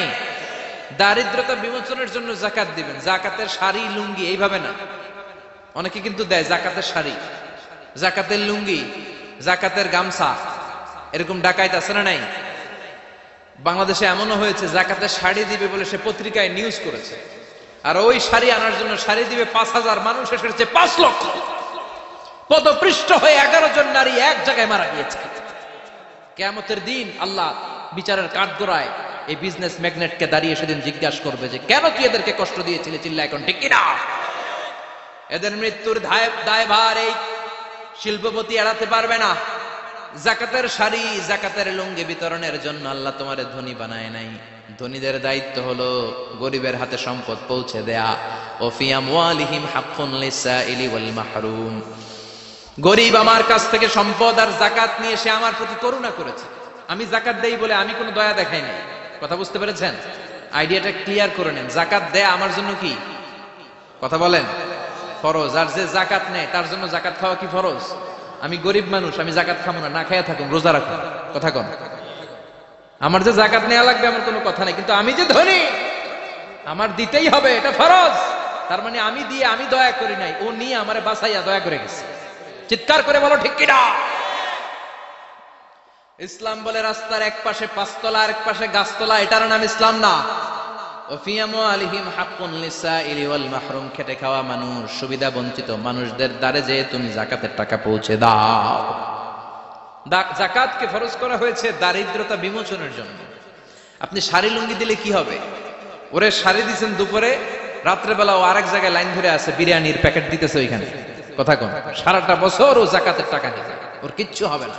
বরং এমন কিছু তাকে করে দিতে হবে যেটা দিয়ে সে ফ্যামিলি লিড করতে পারে। একটা সিএনজি কিনে দেন, ওই ফ্যামিলিতে কোনো যুবক থাকলে সিএনজি চালায়া, অটো চালায়া ফ্যামিলিটারে চালাবে। একটা টঙের দোকান করে দেন, চায়ের দোকান, চা বিক্রি করে ফ্যামিলিটারে চালাবে। অস্ট্রেলিয়ান একটা গাই কিনে দেন, গরুর দুধ বিক্রি করে তার ফ্যামিলি চলবে। কিংবা মাছের একটা খামার করে দেন, মুরগির খামার করে দেন, ঠিক কিনা? ওমরে ফারুক বলতেন এমন ভাবে যাকাত দাও যাতে করে যাকে যাকাত দিয়েছে জীবনে কোনোদিন সেজন্য আর কারো কাছে যে হাত পেতে যাকাতের জন্য দাঁড়িয়ে না থাকে। এই বিধানটা কার? এজন্য আল্লাহ বললেন আলহাকুমুত তাকাসুরু হাত্তা যুরতুমুল মাকাবির। দুনিয়ার লোভ লালসা তোমাদের কমবে না যতদিন না তোমরা কবরে ঢোকো। কার কথা? চিল্লায় বলেন কার? এজন্য দুনিয়ার প্রতি যে আমাদের লোভ, এটা কি বাড়াইতে হবে না কমাইতে হবে? এই দুনিয়ার জীবন এটা ক্ষণিকের। আমাল হায়াতুদ দুনিয়া ইল্লা মাতাউল গুরুর, এটা ভোগের সামগ্রী, আজ আছে কাল না, এটা হাতের ময়লা। দুনিয়ার এই জীবনের দৃষ্টান্ত হচ্ছে 4টা স্বর্ণের টুকরা আর 3টা লাশের মতো। স্বর্ণের টুকরা 4টা, চিৎকার করে বলেন তো কয়টা? লাশ 3টা, জোরে বলেন কয়টা? অনেক অনেক আগের যুগের 3জন যুবক জীবিকার তাগিদে তারা বের হয়েছে কর্মসংস্থান করে খাবে। প্রতিমধ্যে তারা গুপ্তধন পেয়েছে, স্বর্ণের বার পেয়েছে, তো বড় বড় 4টা পেয়ে তারা মহা খুশি। আমাদের আর কাজ করা লাগবে না, এগুলো বেচে আজীবন খাবো, সুখে থাকবো। তো 3জন মিলে বলল 4টা স্বর্ণের টুকরা 3জনের মধ্যে ভাগ করে দেওয়ার আগে একজন এক কাজ কর, বাজার থেকে কিছু রুটি নিয়ে আয়, খুব ক্ষুধা লেগেছে, খেয়ে নেই। একজনরে রুটি আনতে পাঠিয়ে 2জন মিলে ভাবে ওইটারে যদি মেরে ফেলতে পারি তাহলে তো তোর আর আমার মধ্যে কোনো ঝামেলা নাই। স্বর্ণের টুকরা কয়টা? তুই নিবি 2টা, আমি নেব 2টা। আর যেটারে রুটি আনতে পাঠাইছে ওইটা মনে মনে ভাবতেছে রুটির মধ্যে বিষ মিশাই নিয়ে যাব। কি মিশাবো? বিষ খাইয়া ওইটা শেষ, সবগুলো আমার। তো বিষ মিশাই নিয়ে আসছে, আর আগের পরিকল্পনা অনুযায়ী এই 2জন মিলে তাকে নৃশংসভাবে হত্যা করেছে। হত্যার পরে কয় প্রচন্ড ক্ষুধা লাগছে, লো আগে খাইয়া লই। 2জন মিলে বাজার থেকে আনা বিষ মাখানো রুটি খেয়ে ওই 2টাও শেষ। স্বর্ণের জায়গায় স্বর্ণ পড়ে আছে, স্বর্ণগুলো নেয়ার মতো মানুষ আর নাই, ঠিক কিনা? এজন্য মানুষের এই চাহিদা কমবে না। বিশ্বনবী বলেন লাউ আন্না লিকুল্লি ইবনে আদম ওয়াদিয়ান মিন যাহাব আহাব্বা আই ইয়াকুনা ইলাইহি ওয়াদিয়ান। আল্লাহ প্রত্যেককে, আমাদের প্রত্যেককে যদি একটা করে স্বর্ণের পাহাড়ের মালিক বানিয়ে দেয়। কয়টা করে পাহাড় দেখছেন কোনদিন? কই দেখছেন? চিটাং গেছিলেন? এই চট্টগ্রামে গেলে দেখা যায় কি পাহাড়। এই একটা পাহাড় স্বর্ণের, এক একটা স্বর্ণের পাহাড়ের মালিক যদি আমাদের এক একজনকে বানায় দেওয়া হয়, এরপর আমরা চাবো আরেকটা স্বর্ণের পাহাড়ের মালিক কেমন করে হওয়া যায়। আচ্ছা বলেন তো, একটা স্বর্ণের পাহাড় আমার 14 পুরুষ বিক্রি করে খাইলো শেষ করতে পারবো এটা? তো আরেকটা কেন লাগবে আমার? ওয়ালা ইয়ামলা আফাহু ইল্লা তুরাব। বিষ্ণু বলেন কবরের মাটি যতক্ষণ না তোর মুখে না ঢুকবে তোর এই চাওয়া চাওয়া খাই খাই সব বন্ধ হবে না। এজন্য আল্লাহ বললেন আলহাকুমুত তাকাসুরু হাত্তা যুরতুমুল মাকাবির। দুনিয়া তোমাদেরকে গাফেল বানিয়ে দিয়েছে, গাফলতি কমবে না যতদিন না কবরে ঢুকো। কবরে ঢুকা লাগবে, কবরে ঢুকা লাগবে না? কবরে আমাদেরকে যেতেই হবে, যেখানেই থাকেন। কবরের প্রশ্ন আছে না নাই?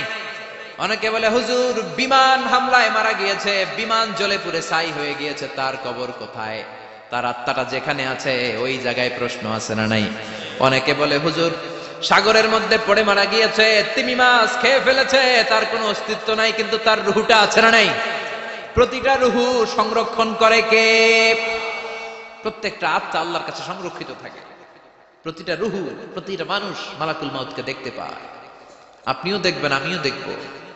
মুমিনদের কাছে এসে মালাকুল মাউত একজন যুবকের বেশে সাদা ধবধবে জুব্বা পরে সুগন্ধি মেখে মুমূর্ষু ব্যক্তির শিয়রে বসে বলে, ইয়া আইয়াতুহান নাফসুল মুতমাইন্নাহ, হে প্রশান্ত আত্মা, উখরুজি ইলা মাগফিরাতুল্লাহি ওয়া রিদওয়ানি, আল্লাহর ক্ষমা আর দয়ার দিকে বের হয়ে আসো।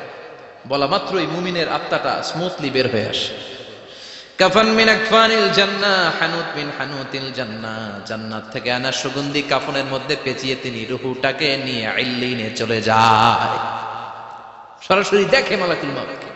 আর যারা ইসলাম বিরোধী, কোরআন বিরোধী, তাদের সামনে এসে মালাকুল মাউত ত্রাস সৃষ্টি করে। আগে ধমক। হাইওয়েতে মাঝে মাঝে ডাকাতি হয় না? বাসগুলোর মধ্যে যখন ডাকাতি হয়, বাসে থাকে 50 জন, ডাকাত ঢুকে 5 জন। এই 5 জনের ভয়ে সবগুলো পেশাব করে দেয়, কারণ ত্রাস সৃষ্টি করে। এসেই চাইনিজ কুড়াল দিয়ে আগে কুবায় দেয় 4-5 জনের। রক্ত দেখে কি দেওয়ার সব আগে রেডি করে দেয়। মালাকুল মাউত এসে কাফের, নাস্তিক, মুশরিকদের সামনে সেরকম একটা ত্রাস সৃষ্টি করে। ভয়ে লোকটা কাঁপতে থাকে। ওর কাছে ভদ্র ভাষায় কথা বলে না, সুন্দর জামা পরে আসে না, কালো কুচকুচে চেহারা, ভয়ঙ্কর একটা রূপ নিয়ে, আকৃতি নিয়ে ইসলাম বিরোধীদের মাথার সামনে আসে। দুর্গন্ধযুক্ত চেহারার দেহ নিয়ে ধমক দিয়ে বলে, ও পাপাত্তা, ইয়া আইয়াতুহান নাফসুল খাবিসা উখরুজি ইলা গাদাবিল্লাহ, হে পাপাত্তা, আল্লাহর রাগ, ক্রোধ আর গজবের দিকে বের হয়ে আও। মুমিনের আত্মা বলার সাথে সাথে যেমনি মুমিনের দেহ থেকে বের হয়ে জান্নাতি কাফনের ভেতরে ঢুকে, কাফেরদের আত্মাও কি এরকম তাড়াতাড়ি বেরোতে চায় নাকি? কাফেরদের আত্মা বেরোতে চায় না। ডানে দৌড়, বায়ে দৌড়, সামনে দৌড়, পেছনে দৌড়, আহা, দৌড়াদৌড়ি করে। মালাকুল মাউত এটাকে টেনে হিচড়ে, একটা জীবিত ছাগলকে জবেহ না করে, জবাই না করে, তার চামড়া উল্টার দিকে টেনে হিচড়ে বের করলে ছাগলটা যত কষ্ট পায়, এর চেয়ে কমসে কম 70 গুণ বেশি কষ্ট দিয়ে কাফের, মুশরিক আর গাদ্দারদের রূহ কবজ করা হয়। আল্লাহ, এই পরিস্থিতি থেকে তুমি আমাদের বাঁচাও। মুমিনদের রূহ যেমনি কবজ হয়, ওইভাবে রূহ কবজের ব্যবস্থা করে দিও। ইমানের মৃত্যু নসিব করে দিও, শাহিদি মৃত্যু নসিব করে দিও। আমাকে শহীদ করে সেই মিছিলে শামিল করে নিও, যে মিছিলের নেতা মীর হামজা, খোবায়েবে খাব্বাব, আল্লাহর কাছে ছিল অতি প্রিয়, শামিল করে নিও। আমাকে শহীদ করে সেই মিছিলে শামিল করে নিও। পড়েন আমিন। আর জোরে পড়েন আমিন। তার মানে বিমান দুর্ঘটনায় হোক, কিংবা লঞ্চ ডুবিতে হোক, কিংবা আগুনে পড়ে হোক, কিংবা আত্মঘাতী হামলায় হোক, যে যেখানেই মারা যায়, কবরের 3টা প্রশ্ন তার জন্য আছে না নাই? ইসলাম বিরোধীদের জন্য প্রশ্ন 3টা, আপনারা যারা মুমিন তাদের জন্য 4টা, আপনাদের জন্য একটা বেশি। আলহামদুলিল্লাহ। কোন কবরে এসে প্রথম প্রশ্ন করবে, মুনকার নাকির যখন চলে আসবে, 40 কদম যখন আত্মীয় স্বজনরা লাশটাকে কবরের মধ্যে দিয়ে 40 কদম চলে যায়, তখনই ফেরেশতা চলে আসে। আহা, শেষ, সব শেষ। এসেই পরীক্ষা শুরু। মার রব্বুক, তোর রবের নাম কি? চিল্লায় বলেন, আমাদের রবের নাম কি? আমরা বলবো রব্বি আল্লাহ, আল্লাহ আমারে রব। দমে দমে তনু মনে তারি অনুভব। পড়েন, আল্লাহ আমারে রব। তোমার দুনিয়াতে আমি যেদিকে তাকাই, অথই নেয়ামাতে ডুবে আছি সবাই। পাখ পাখালির গানে শুনি তাসবিহ কল রব, তাসবিহ কল রব, আল্লাহ আমারে রব। প্রথম প্রশ্ন, তোমার রব কে? আমরা বলবো আমাদের রব আল্লাহ। দ্বিতীয় প্রশ্ন, ওমা দীনু, তোমার ধর্মের নাম কি? আমরা কি বলবো? তৃতীয় প্রশ্ন, বিশ্বনবীর চেহারা দেখিয়ে বলা হবে, আতারিফু হাদার রাজুল, এই লোকটারে চিনো নাকি? আমরা বলবো চিনি, আমাদের প্রাণের নবী। ঠিক কি না? চাঁদের চেয়ে সুন্দর তুমি নবী আমার কমলিহি ওয়ালা, দু জাহানের বাদশা তুমি প্যারা নবী সাল্লে আলা, চাঁদের চেয়ে সুন্দর তুমি, নবী আমার কামলিওয়ালা। ঠিক কি না? তিনটা প্রশ্নের যথাযথ উত্তর যখন দিয়ে দিলেন, আপনার জন্য অতিরিক্ত আরেকটা প্রশ্ন করা হবে, ওয়ামা ইলমুক, তোমার নলেজ কি? তিনটা প্রশ্নের উত্তর যে তুমি করতে পারলা, কিভাবে পারলা, কেমনে জানলা? নকল করে বলছো নাকি জেনে বুঝে আসছো? নকল হয় না? এখন তো পরীক্ষা চলতেছে বোধহয়। কি পরীক্ষা? এসএসসি পরীক্ষা। নকল হয়? কৃষ্ণপুরে নকল নাই না? এখন মনে হয় এগুলো একটু কমছে। একটা সময় ছিল অনেক নকল হইতো। পাঞ্জাবের ভিতরে নকল, পকেটে নকল, টুপির ভিতরে নকল, মৌজার ভিতরেও নকল। এমনকি মেয়েরাও নকল করে পরীক্ষার হলে আসে না নাই? স্কেলের মধ্যে লিখে নিয়ে যায়, হাতের মধ্যে লিখে নিয়ে যায়, ওড়নায় লিখে নিয়ে যায়, কাপড়ে লিখে নিয়ে যায়, আসে না নাই? ফেরেশতারা বলবে নকল করছো নাকি? কেমনে জানলা? তিনটা প্রশ্নের উত্তর তুমি কেমনে বললা? আল্লাহ তোমার রব, ইসলাম তোমার ধর্ম, এই লোকটা বিশ্বনবী, কেমনে চিনলা? আপনাকে তখন বলতে হবে আমি কোরআন থেকে শিখেছি, আমি হাদিস থেকে শিখেছি, আমি ইসলাম জেনে বুঝে মেনেছি, আমি আন্দাজে কোথাও ঘুরি নাই। চিল্লা এখন ঠিক কিনা? আপনাকে বলতে হবে। এজন্য শিখতে হবে, প্রতিনিয়ত ইসলাম সম্পর্কে জানতে হবে, আখের গোছাতে হবে, জীবনটাকে আলোকিত করতে হবে। চিল্লায় বলেন ঠিক কিনা? চারটা প্রশ্নই যখন হয়ে গেল, ফেরেশতারা বলবে আহলান ওয়া সাহলান ওয়া মারহাবান বিক, খোশামদেদ, কংগ্রেচুলেশন, খোশামদেদ, কংগ্রেচুলেশন। সব প্রশ্নের উত্তর তুমি পেরেছো। ফায়ুফসাহু লাহু কবরুহু ৭০ যিরান, আপনার কবরটারে ৭০ হাত লম্বা করে দেয়া হবে। ওয়া ইফতাহু লাহু বাবুন ইলাল জান্নাহ, আপনার কবর থেকে জান্নাতের দিকে দরজা খুলে দেয়া হবে। ওয়া ইউলবাসু মিন লিবাসি আহলিল জান্নাহ, জান্নাতের দুইটা রেশমি কাপড়ের পোশাক এনে আপনারে পরিয়ে দেয়া হবে। আর বলা হবে নাম কানাউমিল আরুস, ঘুমাও, sleep, you should get some sleep now, তোমাকে লম্বা সময় পাড়ে দিতে হবে, ঘুমাও। কানাউমিল আরুস, যেমনি বর বাসর রাতে আরামসে ঘুম দেয়, বাসর রাতে যেমনি বর কনেকে নিয়ে মধুর ঘুম দেয়, তুমিও ঘুমাও, কেউ তোমার ঘুম ভাঙবে না। মালাক ইসরাফিলের, কিয়ামতের জন্য ইসরাফিলের সিংহায় যে ফুৎকার আছে, ওই ফুৎকার ছাড়া কোনো কিছুই তোমার ঘুম ভাঙাতে পারবে না। আলহামদুলিল্লাহ পড়েন। আল্লাহ আমরাও যেন চারটা প্রশ্নের উত্তর দিয়ে লম্বা একটা ঘুম দিতে পারি, পড়ে না আমিন। ওয়াম্মাল কাফির ওয়া আহলুশ শিমাল, আর ইসলাম বিরোধী যারা, তাদের সামনে আসবে মালাকান আসওয়াদান আজরাকান, কৃষ্ণ বর্ণের দেহ, নীলাভ বর্ণের দুটো চোখ, গায়ের রং কালো, চোখের রং নীল। দেখতে কেমন লাগে? আলিফ লায়লার ভূতের মতো। কথা কন। গায়ের রং কালো, চোখের রং নীল। ফেরেশতা দুইটা আসবে, এসে ত্রাস সৃষ্টি করবে, এসে বলবে বল তোর রবের নাম কি? মার রব্বুক। ইসলাম বিরোধী মুশরিক, কাফের, নাস্তিক এরা বলবে আমি জানি না আমার রবকে, আমি জানি না, আমি তো আজীবন শুধু চেয়ার করেছি, মদ খেয়েছি, আমি ধর্ষণে সেঞ্চুরি করেছি দুনিয়ার বুকে, আমি টেন্ডারবাজি করেছি, চাঁদাবাজি করেছি, আমি মাস্তানি করেছি, আমার দাপটে এলাকার ইসলাম প্রিয়রা বাসায় ঘুমাতে পারে না। আমি ছিলাম টেন্ডারবাজ, আমি ছিলাম গডফাদার, সন্ত্রাসীদের লিডার, আমি ছিলাম ডন 1 2 3 সব, আমি ছিলাম ডনের ডন, আমি ছিলাম মাস্তান, রংবাজ। রব টব কি আমি তো জানি না। লাদ্রি লাদ্রি, আমার জিজ্ঞেস করো না। আবার প্রশ্ন করা হবে ওয়ামা দীনুক, তোর ধর্মের নাম কি? বলবে লা আদরি, আমার কোনো ধর্ম নাই, আমার কোনো ধর্ম নাই, আমি শুধু মৌজ মাস্তিতে ছিলাম, আমি আনন্দ ফুর্তি করেছি, ইসলাম নিয়ে আমার মাথা ব্যথা ছিল না, আজীবন ইসলামরে আমি বাস দিয়েছি। চিল্লায় বলেন ঠিক কিনা? ইসলাম বিরোধীদের সাথে ছিল আমার চলাফেরা, আমার সব সাঙ্গ পাঙ্গ ছিল গুন্ডা বদমাশ, ইসলাম বিরোধী। রব কি, ইসলাম কি, এগুলো আমি জানি না। আমার এগুলো জিজ্ঞেস করো কেন? ধর্ম কি আমি জানি না, আমি কিচ্ছু মনে করতে পারছি না। 3 নম্বর প্রশ্ন করা হবে আচ্ছা আরিফু হাদার রাজুল, দেখো তো এই লোকটারে চিনো কিনা? কয় না, চিনি না, তবে মনে হয় এই লোকটারে দুনিয়ার বুকে আমি গালি দিতাম, এই লোকটার বিরোধিতা করতাম, ব্লগের মধ্যে এই লোকটার ব্যাপারে কুৎসা রটনা করতাম, এই লোকটার কার্টুন বানিয়ে আমি হিংসা ছড়িয়ে দিতাম, এই লোকটার ব্যাপারে আমি এলাকার মধ্যে অপপ্রচার চালাতাম। ফেরেশতারা বলবে তাই? এই ছিল তোর ডিউটি, দাঁড়া এখনই আমাদের খেলা শুরু, এখনই শুরু। ফায়ুতরাকু বিমাতারিকা মিন হাদিদ, লোহার একটা হাতুড়ি দিয়ে মাথা থেকে পা পর্যন্ত পিটানো হবে, পিটিয়ে ওর গোশতর হাড্ডিগুলোকে থেতলে ফেলা হবে। ওয়ায়ুকালু লিল আরদি ইলতাইমি, কবরের দুই পাশের মাটিরে বলা হবে এবার দুই দিক থেকে তোরা চাপ দে, চাপ দেয়া হবে।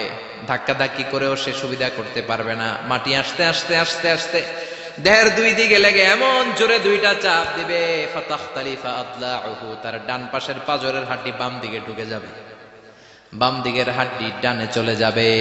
বিশ্বনবী বললেন এই হাতুড়ি দিয়ে পিটানোর শাস্তি, কবরের চাপ দেওয়ার শাস্তি চলতেই থাকবে হাত্তাল কিয়ামা, কিয়ামত পর্যন্ত। আল্লাহ এই কবরের শাস্তি থেকে আমাদের বাঁচাও। আমরা এই আযাব পেতে চাই না, আমরা যেন ঠিকভাবে কবরের 4টা প্রশ্নের উত্তর করে দিয়ে লম্বা ঘুম দিতে পারি। আল্লাহ তুমি তৌফিক দাও। এজন্য আল্লাহ বললেন গোলাম দুনিয়া নিয়ে পাগল হয়ে থেকো না, এই দুনিয়ার জীবন আসল জীবন নয়, আসল জীবন হলো কবরের জীবন। জোরে বলেন ঠিক কিনা? এই জন্য মাঝে মাঝে কবরে যাবেন, কবরস্থানে দাঁড়িয়ে চিন্তা করবেন এই জায়গায় আমারও আসতে হবে। দিন যাবে, রাত আসবে, বৃষ্টি হবে, শীত আসবে, কেউ আমার দেখতে আসবে না, একা থাকতে হবে। একা, বড় একা, অন্ধকার, বড়ই অন্ধকার। ওই কবরের জীবনের সামান গোছানোর দরকার আছে না নাই? ওই কবরে সুখে শান্তিতে থাকতে চাইলে নামাজ পড়ার দরকার আছে না নাই? কোরআন পড়ার দরকার আছে না নাই? ছেলে মেয়েগুলোরে মানুষের মতো মানুষ করার দরকার আছে না নাই? আজকে যিনি উপস্থাপক চমৎকার কথা বললো, আমরা যেন মাদককে না বলি, আমরা যেন ফেন্সিডিলকে না বলি, আমরা যেন ইসলামের পক্ষে থাকি, আমরা ইসলামের কোন বিপক্ষে শক্তির সাথে যেন হাত না মিলাই, সব সময় যেন আমরা কোরআনের পক্ষে থাকি, ইসলামের পক্ষে থাকি। 5 ওয়াক্ত সালাতগুলো যেন জামাতের সাথে আদায় করি, আব্বা আম্মার যেন খেদমত করি, আর বিনয়ী মানুষ যেন হতে পারে, ঠিক কিনা? আল্লাহ আমাদের সবাইকে কথাগুলো বুঝে আর আমল করার তৌফিক দান করো। আরো জোরে পড়েন আমিন।